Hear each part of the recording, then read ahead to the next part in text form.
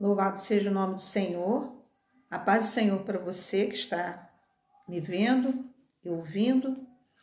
Eu sou a pastora Regina Sampaio, da Igreja Evangélica Pentecostal Shekinah, da Igreja Shekinah de Sepetiba, Rio de Janeiro, Brasil. E eu estou aqui com mais um estudo que eu iniciarei a partir desse vídeo, que é o estudo sobre perdão, né? Algo que todos nós precisamos receber e precisamos dar. Então, essa é a primeira parte desse estudo. Estou dividindo, assim como os demais estudos que eu postei nesse canal, sobre o que nos impedirá de entrar no reino dos céus. Tem a parte 1, parte 2 e parte 3. Tem também o segundo estudo que eu postei, que foi com relação à oração eficaz, também parte 1 e parte 2. E agora nós estamos entrando nesse estudo sobre o perdão, especificamente. Sabendo que o perdão tem a ver com a oração eficaz e também tem a ver com aquilo que pode nos impedir de entrar no reino dos céus. Amém? Então, nós vamos estar iniciando agora para edificação de todo aquele que ver e ouvir esse estudo. Mas eu peço que você não somente ouça, mas participe comigo. Pegue a sua Bíblia, amém? Vamos estar manuseando a Bíblia, porque todo o nosso estudo é pautado não no achismo humano, mas sim na palavra de Deus. O que a palavra de Deus tem a falar sobre o perdão para mim e para você. Primeiro, vamos ver o significado. A palavra perdão, o significado é remissão de uma falta, ofensa ou dívida. Remissão é o pagamento, né? É o pagamento de uma dívida. E perdão é algo que todos nós necessitamos. A Bíblia é bem clara e diz que todos pecaram e destituídos estão da glória de Deus.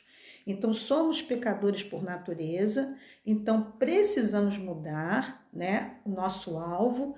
Como o nosso alvo está no lado errado, com foco errado, aí, nesse momento que estamos com foco errado, estamos em pecado, porque estamos desviando-nos do foco, que é Cristo. E Cristo através da sua palavra, que vem nos ensinar e vem nos mostrar o caminho certo a seguir, que é Cristo, porque ele mesmo disse, eu sou o caminho, a verdade e a vida, ninguém vem ao Pai senão por mim. Então sabemos que ele é o único caminho, então quando nós não perdoamos, nós agimos contrariamente à vontade do Senhor Jesus, porque ele foi o primeiro a nos perdoar, certo? Nós, como eu falei, queremos receber muitas vezes o perdão e achamos até que merecemos, mas muitas das vezes, a maioria, não se consegue perdoar o pecado do próximo contra nós. E isso é algo que entristece o coração de Deus, né? Porque nosso Deus, quando criou os céus e a terra, e deu ali as ordens para Adão e Eva, né? Assim que eles desobedeceram, cometeram o primeiro pecado, Deus proveu um remedor, né? Ele proveu aquele que poderia trazer a remissão para os nossos pecados, o seu Filho unigênito, o único perfeito que poderia vir e morrer em nosso lugar. E João 3,16 prova isso dizendo que Deus amou o mundo de tal maneira que deu seu Filho unigênito para que todo aquele que nele crê não pereça, mas tenha vida eterna. Pode ver aí, João capítulo 3, versículo 16, o Evangelho de João, certo? Então, nós vemos que ele amou e que o perdão é prova de amor. Quando diz amou o mundo, não é o sistema mundano. Ele amou os seres humanos, pode ser trocado por isso. Amou as pessoas, os seres humanos, de tal maneira que deu seu Filho único, unigênito é Filho único, né? Para que todo que nele crê, que creia nesse Filho único dele, não pereça, mas tenha vida eterna. E Jesus mesmo disse, aquele que crê e for batizado será salvo, né? Então, há um caminho correto para aquele que crê. Se eu consigo obedecer até o batizar, eu preciso me esforçar em obedecer nas demais coisas também. Porque aquele que crê no Senhor Jesus, crê no que ele falou e procura viver de acordo com o que ele falou. Mas nós, em nosso egoísmo, egocentrismo, arrogância, achamos que merecemos tudo perdão. Tá? Deus é amor e vai me perdoar. Mas o próximo fica difícil, né? Muitas das vezes o ego se inflama com uma acusação, com, assim, uma palavra afrontosa, e nos vemos assim como se, quem é ele para falar isso para mim ou ela? Quem são essas pessoas? Não podem, eu sou muito bom, eu sou muito boa, não podem fazer isso contra mim. Ai, guarda mágoa, e isso entristece o coração de Deus, né? E aí achamos que o próximo precisa nos perdoar, né? E o mesmo próximo, em suas ofensas contra nós não conseguimos perdoá-lo. E cada dia que passa, mais próximos vamos chegando do final dos tempos, nós vemos que o amor de muitos, da maioria, se esfriou, certo? E Jesus foi bem claro em Mateus 24, 12, em nos advertir que isso aconteceria, né? Por multiplicar a iniquidade, o amor de muitos se esfriaria. Ele avisou que isso iria acontecer. E aí eu te falo, o amor de muitos, e eu e você não fazemos parte do todo, nós somos especiais. Você foi chamado pelo Senhor, eu fui chamada pelo Senhor. Nós fomos chamados para fazer a diferença. Nós fomos chamados para ser um povo real, um sacerdócio santo. Fomos chamados das trevas para a maravilhosa luz de Cristo, e quem anda na luz não pode viver como os que vivem nas trevas. Nas trevas estão os que guardam mágoas e ressentimentos, e nós que estamos na luz, o amor nos deve governar. E o amor é Cristo. Se Cristo governa a minha vida, por que eu permito que o mal entre no meu coração? Que ainda haja treva dentro de mim? Não posso permitir isso. Preciso desesperadamente me jogar nas mãos do Senhor para que Ele limpe o meu coração de toda mágoa, ressentimento, tristeza. Esse é o nosso compromisso como homens e mulheres de Deus. Você, então, que é um líder, né? Um líder ministerial dentro da sua igreja, não só o pastor, mas você, de repente, pode ser um dirigente de grupo, um dirigente de louvor, alguém, né? Um tesoureiro da igreja, um secretário, uma secretária, porteiro, né? Alguém trabalhando em prol da obra do Senhor. Você tem que ser exemplo. Não é só o pastor, não. Todo o ministério da igreja que foi chamado para ter alguma coisa, algum tipo de autoridade, por mínima que seja, é responsável pelo outro, por aquelas ovelhas que estão ainda iniciando sua caminhada, que ainda não cresceram espiritualmente. E se for lhe dado alguma responsabilidade, é que você tem condição de ser exemplo. Deus vê em você essa capacitação. Então, já que eu e você temos essa capacitação de sermos exemplo, nossa obrigação é deixar o Espírito Santo lavar o nosso coração, lavar-nos com a água purificadora da Palavra de Deus. Por isso eu estou fazendo esses estudos e eu te digo, como diz a Palavra de Deus, a Palavra de Deus é uma espada de 2 gumes. Ela vai e volta. Enquanto eu preparo esse estudo para vocês, baseado totalmente na palavra de Deus, Deus me ensina. Por isso que eu estou falando nós, porque se eu não vigiar, eu também não vou perdoar. Eu também vou achar que eu sou alguma coisa que não vou poder ser afrontada.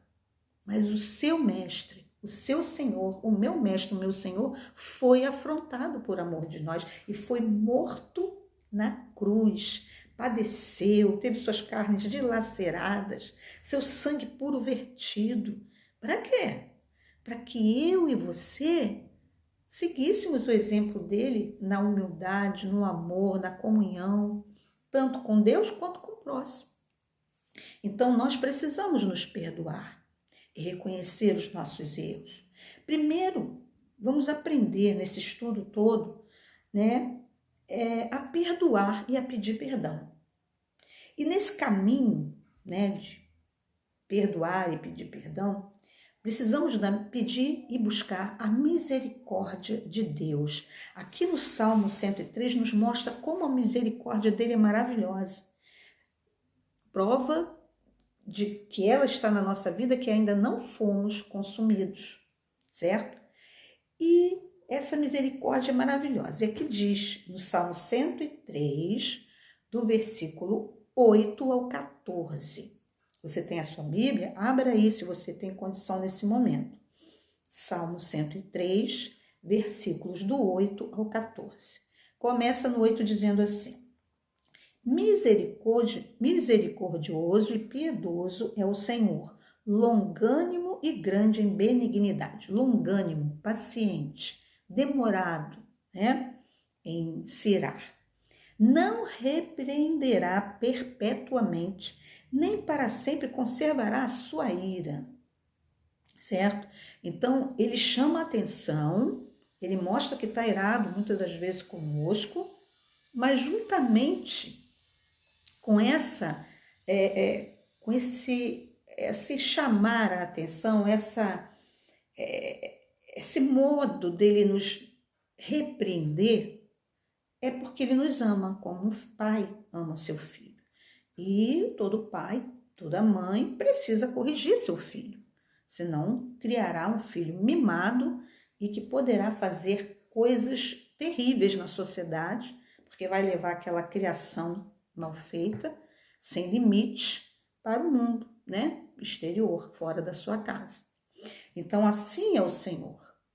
Ele corrige não aqueles que estão lá no mundo, longe do seu caminho, que estão fazendo a vontade do inimigo. Ele corrige aqueles que dizem que estão fazendo a vontade dele. Primeiro ele chama, e quando ele chama do jeito que a gente está. E aí quando a gente se arrepende e reconhece que precisa dele, o aceita como único e suficiente Salvador, aí ele começa a trabalhar no nosso coração dia a dia. E por isso ele não vai repreender perpetuamente. Ele, como um pai, ele vai, te repreende, e depois que você se conserta, ele continua alegre com você.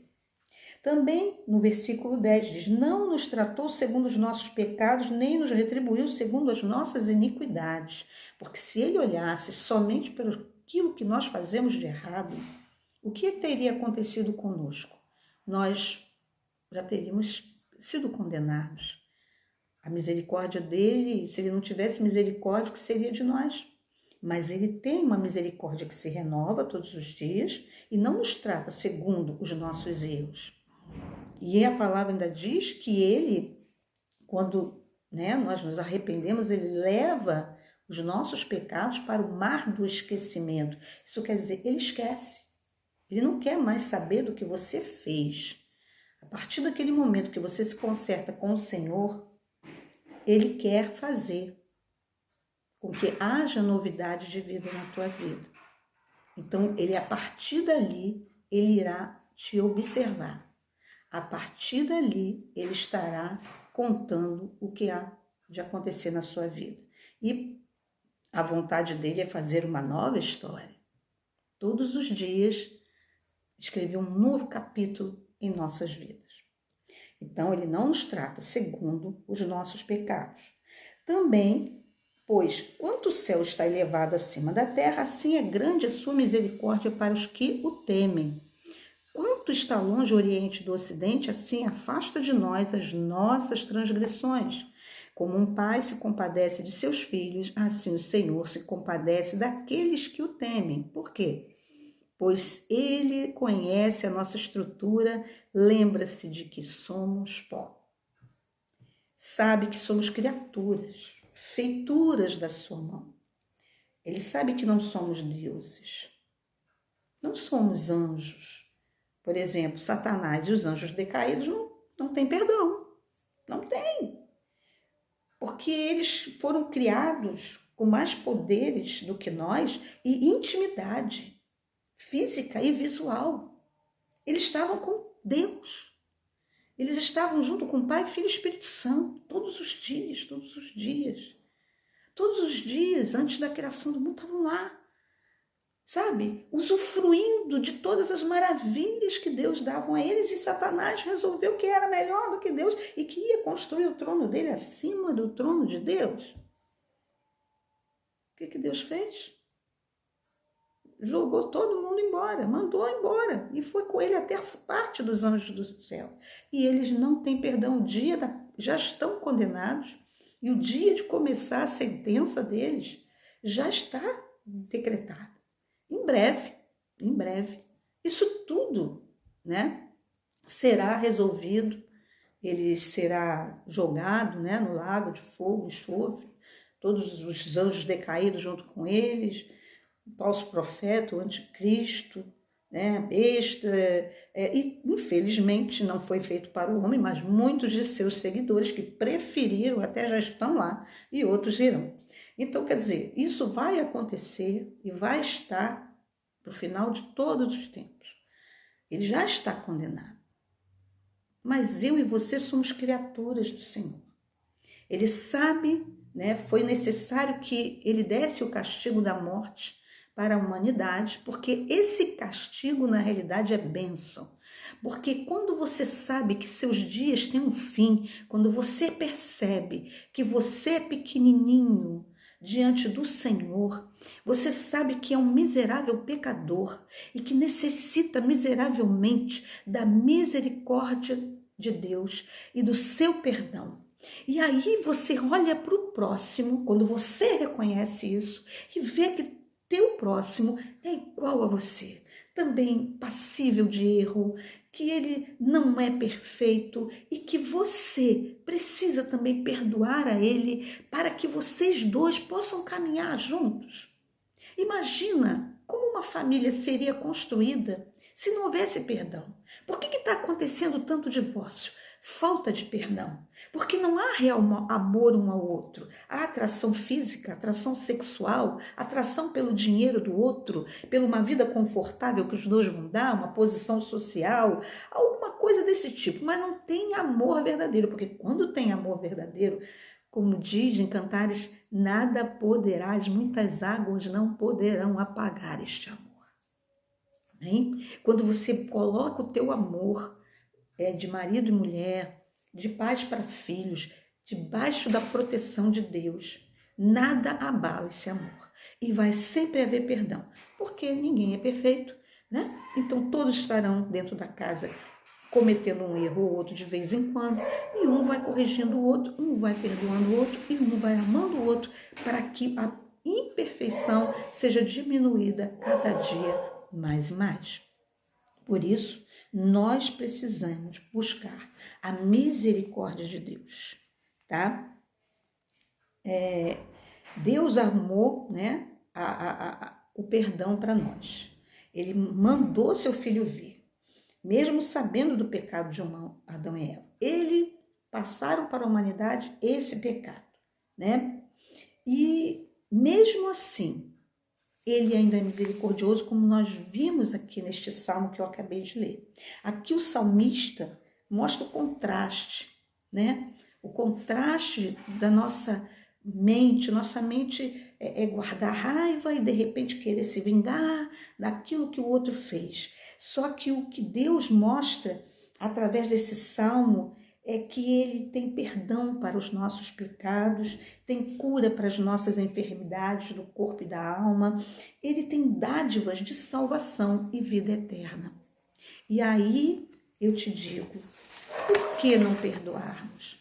Se o nosso Deus, na sua infinita graça e misericórdia, nos perdoou, não deixe de perdoar.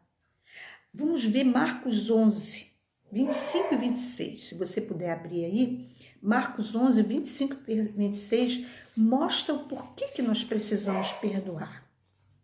Além de ser, enquanto você procura, eu vou ainda comentar isso. Marcos 11, 25 e 26. Além de que falta de perdão é um fardo, é um peso, que quando você olha para aquela pessoa que te fez alguma coisa, o teu coração fica pesado.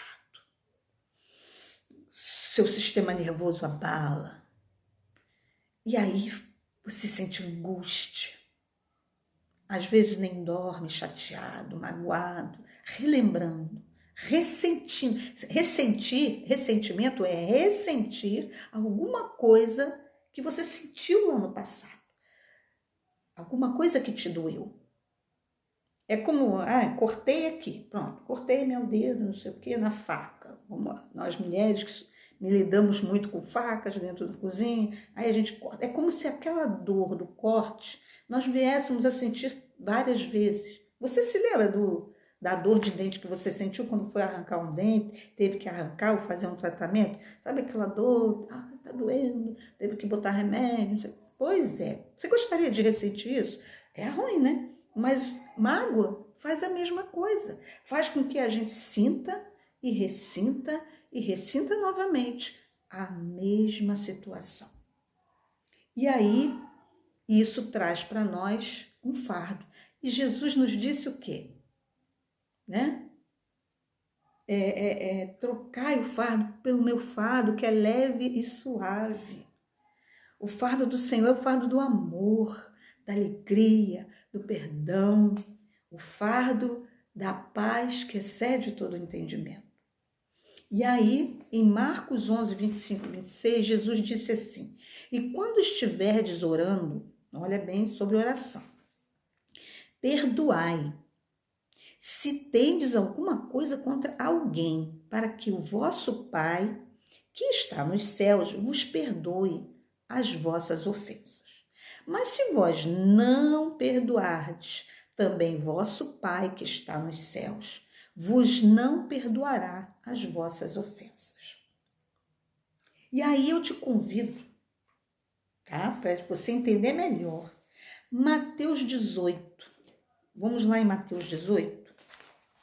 Mateus 18, do versículo 23 ao 35. Nós temos ali a parábola do credor incompassivo, né? Mateus 18, a partir do 23, nos explica sobre isso. Que diz assim: por isso o reino dos céus pode comparar-se a um certo rei que quis fazer contas com os seus servos. E começando a fazer contas, foi-lhe apresentado um que lhe devia 10.000 talentos. E não tendo ele com que pagar, o seu senhor mandou que ele e sua mulher e seus filhos fossem vendidos com tudo quanto tinha, para que a dívida se lhe pagasse. A parábola é uma história fictícia, estilo, né, de história que Jesus se utilizava para exemplificar um ensinamento que ele queria dar aos seus ouvintes, certo? E ali era fictícia a história, sim, em si, mas eram coisas que aconteciam, certo? Então era normal naquela época um grande senhor, um rei, vender pessoas como escravos, como comprar também escravos, né? Então, quando alguém devia a ele e não tinha como pagar, ele geralmente fazia isso. ou tornava a pessoa escrava dele, ou fazia com que vendesse aquela pessoa e mais a sua família para que a dívida fosse paga. Então, ele estava falando algo que eles entenderiam. Continuando no 26, diz: Então, aquele servo, prostrando-se, o reverenciava, dizendo: Senhor, seja generoso para comigo, e tudo te pagarei. Então, o senhor daquele servo, movido de íntima compaixão, soltou-o e perdoou-lhe a dívida. Saindo, porém, aquele servo encontrou um dos seus conservos, que lhe devia 100 dinheiros. Voltando, só para você ver o valor. Esse credor, né, que pediu ao rei perdão, ele devia a ele 10.000 talentos. Vamos dizer assim, esse credor, para você entender, devia 10.000 reais. Já esse colega dele, né, conservo dele, que servia ao rei juntamente com ele, esse amigo dele, esse colega dele, a ele só devia 100 reais. Tipo isso. 100 dinheiros. E lançando mão dele, não quero dizer que seja o valor, estou dando uma comparação, tá? E lançando mão dele, sufocavam, né? Apertava ele, dizendo: paga-me o que me deves. Então seu companheiro, prostrando-se aos seus pés, como ele fez nos pés do rei, rogava-lhe, dizendo: seja generoso para comigo, falou a mesma coisa, e tudo te pagarei. Ele, porém, não quis, antes foi encerrá-lo na prisão, até que pagasse a dívida.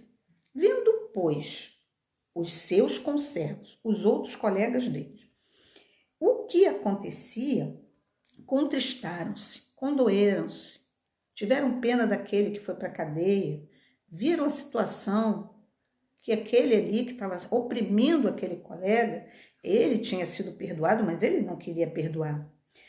Eles ficaram muito contristados e foram declarar ao seu senhor tudo o que se passava. Então seu senhor, chamando-o à sua presença, disse-lhe: servo malvado, perdoei-te toda aquela dívida, por que me suplicaste? Não devias tu igualmente ter compaixão do teu companheiro, como eu também tive misericórdia de ti? E, indignado, o seu senhor o entregou aos atormentadores até que pagasse tudo que devia. Assim vos fará também meu Pai Celestial, se do coração não perdoardes, cada um a seu irmão, as suas ofensas. Tá entendendo? Então, nós precisamos perdoar, assim como o Senhor nos perdoou. Pai Nosso é bem claro, né? Ali em Mateus 6, do 9 ao 15. O que diz? Perdoa as nossas dívidas, assim como nós perdoamos aos nossos devedores. Essa parábola, né, o ensinamento que Jesus queria dar, é que apesar do amor divino, né, ele é concedido a nós graciosamente, certo? Não precisamos barganhar com Deus para receber bênção nenhuma. A única coisa que ele deseja de nós é amar a ele sobre todas as coisas e ao próximo como a nós mesmos. Quando nós fazemos isso, nós cumprimos toda a lei, nós obedecemos, nós, sabe, não negligenciamos em nada com relação à busca do Senhor, à correção da nossa vida, a amar o próximo mesmo, aquilo, eu quero perdão para mim, então eu vou perdoar o meu irmão também, certo? Então, ele é gracioso, mas ao arrependido, mas ele também, ao mesmo tempo, ele trata de forma condicional, em conformidade com a minha disposição e a sua disposição em perdoar os que nos devem, certo? Então, tá claro que se eu e você não formos sinceros também no nosso arrependimento e também no nosso perdão dado, não seremos perdoados, certo? Por isso eu te convido a ser do Clube dos 70 vezes 7. Aqui mesmo em Mateus 18, versículos 21 e 22, Pedro diz assim: Então Pedro, aproximando-se dele, disse: Senhor, até quantas vezes pecará meu irmão contra mim e eu lhe perdoarei? Até 7? E Jesus lhe disse: Não, te digo que até 70 vezes 7. Né? Não te digo que até 7, mas até 70 vezes 7. Então, precisamos ser desse clube, certo? Precisamos ser daqueles que, sabe, resiste bravamente a ficar guardando mágoas e ressentimentos. E o Senhor confirma isso através de Paulo. Paulo, lá em Efésios 4:26, nos disse assim: irai-vos e não pequeis. Não se põe o sol sobre a vossa ira. Quer dizer, resolva seu problema hoje com teu irmão. Vai lá na casa do teu irmão, resolve com ele. Vai lá na casa do teu amigo, resolve com ele, do teu pai, da tua mãe, dos teus avós, dos teus tios, dos teus primos, dos teus irmãos, dos teus filhos. Resolve, não guarda mágoa, não guarda ressentimento, porque isso pode até se transformar numa tragédia. É assim que se iniciam os homicídios. Que a gente vê aí marido matando mulher, mulher matando marido, pais matando filhos, filhos matando pais, guardando mágoa, ressentimento. Sabe, isso é triste demais, porque a mágoa te tira do sério, a ressentimento também. Aí, se você guarda mágoa, teu coração fica vazio da presença de Deus. E aí quem vai querer preencher os outros espaços do teu coração é o próprio diabo, que ele vai lançar ideias malignas para você se vingar daquela pessoa ou daquelas pessoas, certo? Então, não faça isso. Além disso, doenças terríveis podem ir para o teu corpo. Em psicologia temos o seguinte fala, que a psique opera no soma, e o soma na psique. Quer dizer, a tua mente opera positivamente ou negativamente no teu corpo. Assim como o que acontece com o teu corpo físico pode operar também negativamente ou positivamente com a tua mente. Uma pessoa que fica doente fisicamente, ela mentalmente, emocionalmente, ela pode ficar abatida, ela fica mais abatida, mais carente, necessitada de visita, de companhia, de oração. Ela fica mais abatida, então precisa de mais carinho. A mesma coisa, uma pessoa que está mentalmente confusa, estressada, né? Jesus suou sangue, né? Quando ele estava orando no Getsemane, ele suou sangue, alto nível de estresse. Isso não aconteceu só com ele, não. Muitas pessoas podem acontecer isso. Isso é um nível de estresse alto. O estresse emocional pode trazer doenças cardiovasculares, respiratórias, dermatológicas, ginecológicas. Quantas mulheres não conseguem engravidar por causa da ansiedade, do desejo extremo? Aí o que acontece quando ela adota uma criança? Ela relaxa. Ela transfere aquele amor maternal para aquela criança que ela não gerou, mas ela cuida como se fosse o próprio filho dela. Aí quando vê, daqui a 2, 3 anos, está ela grávida do seu esposo, naturalmente. Por quê? Porque ela descansou. A ansiedade foi embora. E aí ela conseguiu, o seu corpo se regenerou e voltou a funcionar normalmente. Tá entendendo como é? Então, se você guardar mágoa, se eu guardar mágoa, vira um fardo que vai operar negativamente no nosso corpo. E muitas doenças vão vir para nós por causa disso. Então, o perdão é uma cura. Então, deixe o Senhor te curar. Permita que Ele te faça um perdoador. Seja imitador de Cristo. Paulo disse, sede meus imitadores como eu sou de Cristo. Se você for imitador de Cristo, outras pessoas vão ver o teu exemplo e vão seguir. E quantas pessoas serão curadas através do teu exemplo? Você vai se curar, a pessoa perdoada vai se curar, talvez, ali vamos dizer assim, como eu posso dizer, daquele fardo do pecado, né? A pessoa sabe que fez a coisa errada e aí às vezes fica assim, aborrecida com ela mesma. Olha o que eu fiz, olha o que eu cometi contra essa pessoa, mas que erro. Aí quando você perdoa a pessoa, aquele fardo sai tanto de você quanto dela. E aí a cura, a amor e vida abundante. E aí também devemos perdoar. Jesus diz uma coisa mais difícil. Também os inimigos. Aí você vai dizer, mas eu não sou inimigo de ninguém. Mas tem pessoas, Jesus falou, né, que muitas pessoas iriam vir contra nós por causa da nossa fé. E tem pessoas que acham que podem, né, fazer malefícios a nós, malefícios à nossa família, porque acham que de repente nós somos, como o mundo fala, vocês são metidos, vocês se acham. Porque nós temos a alegria de Cristo no nosso coração e nós sabemos, né, que o Senhor, Ele cuida de nós, então nós vivemos felizes, sorrindo. E aí, muitas das vezes, a pessoa que não é liberta, que não é salva, que não conhece Jesus, que ainda não tem a presença do Senhor, ela se coloca como minha inimiga, como tua inimiga, às vezes nos perseguem.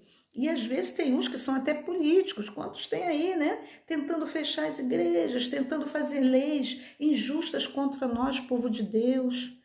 Amém? Não é verdade? Mas a nossa obrigação não é ir contra eles na carne, no xingamento, no debate, né? O Senhor disse na sua palavra que nós temos que orar pelas autoridades. Porque toda autoridade constituída nos países são permitidas por Deus. Deus assim quis que estivessem lá, mas nós temos que orar para que Deus opere no querer efetuar destas autoridades, desses políticos, para que o nosso país não fique um país sem a cobertura de Deus, para que não venham males sobre a sociedade, para que o nosso país prospere, tenha uma educação boa, uma saúde boa. Falta oração para que esses políticos parem de olhar para nós como inimigos, e sim, nós somos abençoadores até do trabalho deles. Então, temos que orar uns pelos outros. Amém? Aí, o Senhor, né, nos diz aqui em Mateus 5, do 43 ao 48, sobre isso. Que Jesus disse, o próprio Jesus disse, ouvistes o que foi dito, amarás o teu próximo e aborrecerás o teu inimigo. Eu, porém, vos digo, amai a vossos inimigos, bendizei os que vos maldizem, fazei bem aos que vos odeiam e orai pelos que vos maltratam e vos perseguem, para que sejais filhos do Pai que está nos céus. Porque faz que o sol, seu sol, se levante sobre maus e bons, e a chuva desça sobre justos e injustos. Pois, se amardes os que vos amam, que galardão tereis? Não fazem os publicanos também o mesmo? E se saudardes unicamente os vossos irmãos, que fazeis demais? Não fazem os publicanos também assim? Sede vós, pois, perfeitos, como é perfeito o vosso Pai que está nos céus. Então, como eu e você estamos vendo, nós temos que fazer o possível. Nós não somos perfeitos, mas temos que fazer o possível. Temos que lutar contra a nossa carne. O nosso eu quer ser exaltado o tempo todo. O nosso eu não aceita a contrariedade, mas o nosso eu tem que ser sufocado. Quem tem que crescer em nós é Cristo. E a velha criatura e a carne tem que ser sufocada. Amém? Aqui, esse texto em que Jesus, né, falou, visto que foi dito, depois ele diz, eu, porém, vos digo, é um texto, é um capítulo, né, o capítulo 5, onde nós vemos aqui 6 afirmações que contradizem as falas dos sacerdotes, doutores da lei, dos escribas e fariseus. Aqui ele está falando, né, justamente que a voz dele não é a voz do povo. O povo tem mania de dizer um ditado no mundo dizendo que a voz do povo é a voz de Deus. Mentira, mentira. O povo manda lixar. Pega, mata mesmo, lixa. O Senhor manda ver, saber os dois lados, se é verdade, vai lá ver certinho, será que isso aconteceu mesmo? Não, fez? Então, delegacia com ele, prenda, chame a polícia, chame as autoridades, essa pessoa tem que ser presa, tem que se passar por julgamento. O Senhor quer que seja disciplinado, ele não está falando contra a disciplina, está vendo? Ele não está dizendo para você não disciplinar o opressor, o agressor. Não, tem que haver disciplina, só que com misericórdia. Assim como você gostaria de ser tratado caso você errasse feio com alguém. Amém? Então, se alguém se coloca como seu inimigo, porque não tem conhecimento de você como devia e não conhece o Deus que você serve.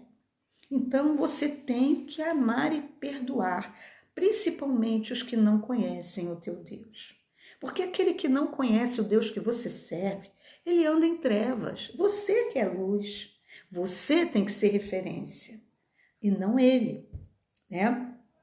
Aqui ele nos ensina não a reagir com espírito de ódio contra o mal praticado contra nós, mas de maneira que demonstre que possuímos valores centrados em Cristo e no seu reino, e isso com o objetivo de levá-los a aceitar a Jesus como seu Salvador, porque eles vão ver em mim e em você uma atitude de fé, de homem de fé, de mulher de fé, de pessoa cristã, de pessoa que serve a um Deus verdadeiro, que vive realmente na paz de Cristo, aquela paz que excede todo entendimento. Qual é essa paz? É que mesmo em meio à afronta, à perseguição, à calúnia, às aflições, nós conseguimos estar em paz, porque sabemos que o nosso Deus está trabalhando ao nosso favor e Ele vai chegar e tirar toda a confusão, todo o mal entendido na hora e vai resolver aquele problema. Então, isso eu tenho que mostrar para você, você tem que mostrar para mim e nós temos que mostrar isso ao mundo para que eles olhem para nós como nós sendo intercessores por eles e não inimigos deles. Amém? Nós podemos ver uma situação de perdão, de atitude em Gênesis 13, do 1 ao 13. Depois você compara com Gênesis 14, do 14 ao 16. Em Gênesis 13, do 1 ao 13, temos ali a história de Ló e Abraão, onde os dois enriqueceram-se naquela caminhada de Ur dos Caldeus até a terra de Canaã. Ali eles se enriqueceram e ficou cada um com uma fazenda muito grande, muito gado, muitos empregados, né, trabalhando para eles. O que aconteceu? Houve briga entre eles, entre os seus empregados, né? Esse gado é meu, esse gado não, esse aqui é meu, não, esse lugar aqui é para o meu gado pastar, não, aqui também. Então ficou uma situação assim complicada. Então Abraão chamou o seu sobrinho para conversa e disse: vamos conversar, não podemos brigar porque nós somos irmãos. Então, se você decidir para a sua direita, eu irei para a esquerda. Se você quiser ir para a esquerda, eu irei para a direita. Mas cada um de nós tem que viver em paz com outros e os seus empregados com os meus. Então, escolhe o seu lugar. E ali ele escolheu o lugar dele, que foi nas campinas de Sodoma e Gomorra, porque ele olhou e viu ali muita fertilidade, certo? E tinha campos assim muito bom para pasto. Então ele levou seu gado, sua família, todos que lhe pertenciam e foi morar ali em Sodoma e Gomorra. E ele continuou, Abraão, aonde ele já estava, ficou ali.